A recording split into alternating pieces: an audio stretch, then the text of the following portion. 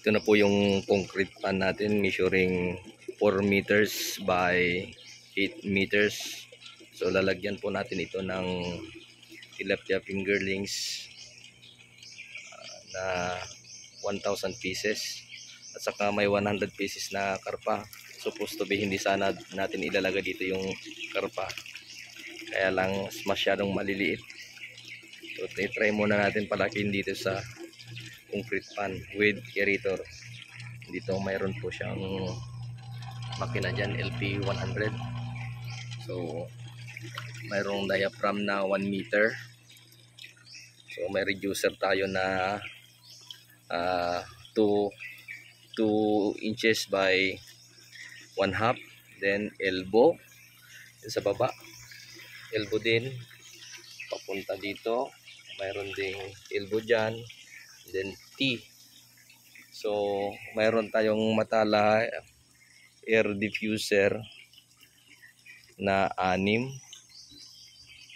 So susubukan natin ito, yung sit up na ito na mayroon tayong aerator, dahil noong nakaraang hulog natin 2 years ago ay ito lang yung source of aerator natin.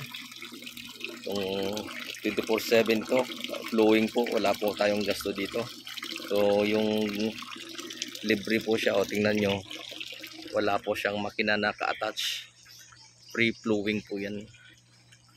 So ito lang yung magiging gasto natin sa araw-araw, yung electricity ng LP100.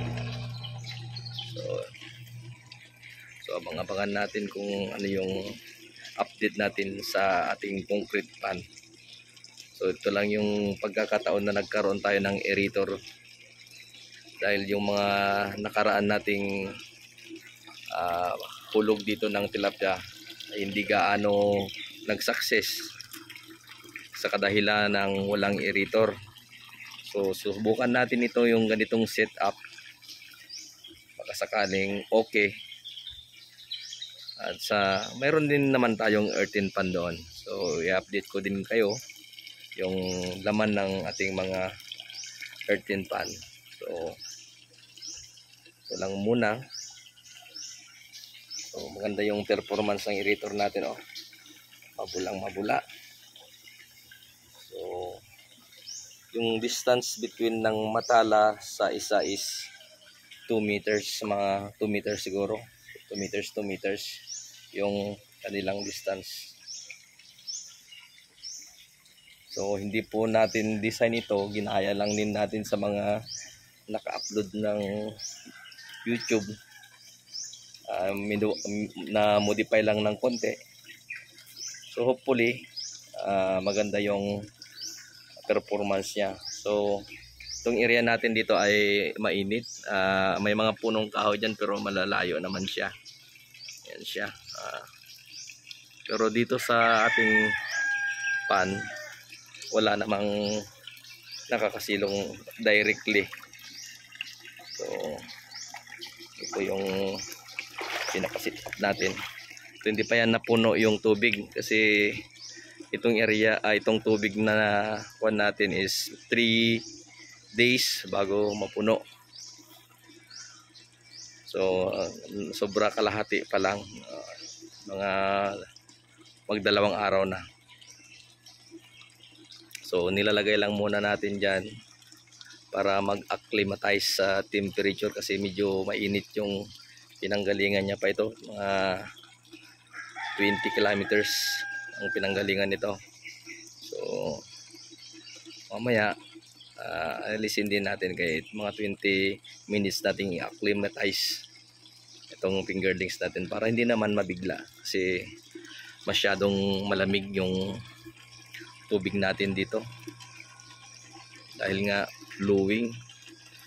Yan. So itong swimming pool na ito ay ginagawa naming swimming pool every summer. So pagdating naman ng rainy season, dinalagyan na naman natin ng isda, kasi itong mga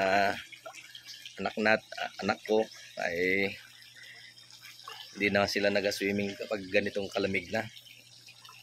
So, ito yung karpa. Maliliit masyado. So nabili ko ito ng 5 pesos each. So maliit. Mga 1 inch. Ito naman is ay pesos. Kuan natin tilapia.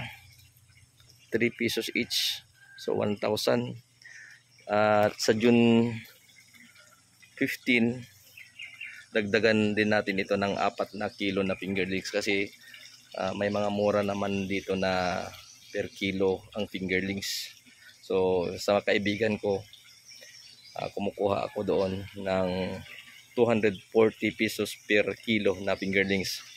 So mas malaki pa sa itong nakuha ko. Hopefully magsabay-sabay din sila kasi mas malaki yung kukunin ko doon. So ito na muna yung ating setup. Yan. Flowing. May tinatawag na aerator tayo. Yan. So hopefully ma-update ko kayo in a weeks or months sa ating project na ito. Maraming salamat po.